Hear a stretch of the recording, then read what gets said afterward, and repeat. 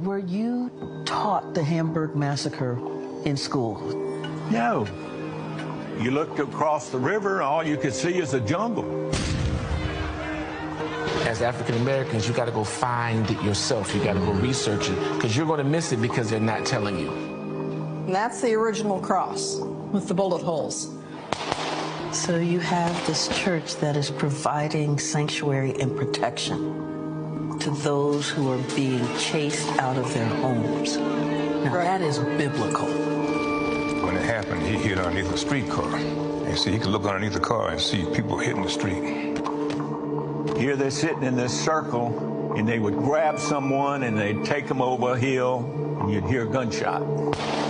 We have no idea how many black people were murdered. Some of these records were intentionally not kept, and some things have oddly enough gone missing. So that is a clip of the trailer for the new film about you, I, Too. You're talking there about the Hamburg massacre. I'm wondering if you can elaborate on that, and also the attack on African-American history, on American history across this country, where you have Missouri, the House, voting to defund the libraries because if they can't have their books banned, they don't want the libraries open. As in Llano, Texas, they're saying if a judge forces them to put them back, just close the libraries. You recently wrote a piece in the Washington Post titled "Florida's Past Paints Ron DeSantis' War on Wokeism in a Dark Light." Put it all together for us, Professor Anderson.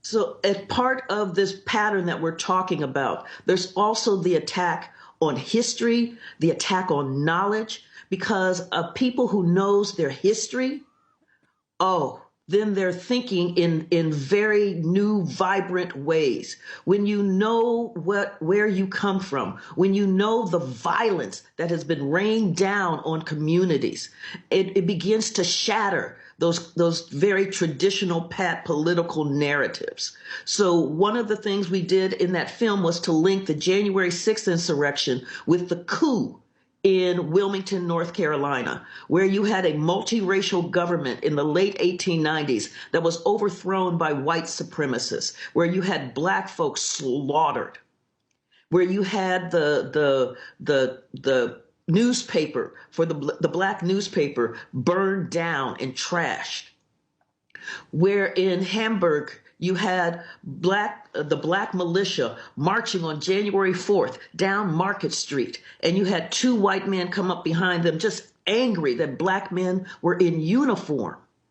and demanded that they disband, and then demanded that they hand over their guns to them. This is a state militia.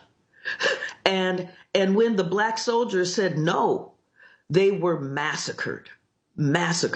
But when we don't know these histories, then we're able to see American as white and male, as patriotism as white and male, as the folks who are fighting for this country as white and male. But what we're really seeing is that you have had black folks believing in America, even when America didn't believe in them.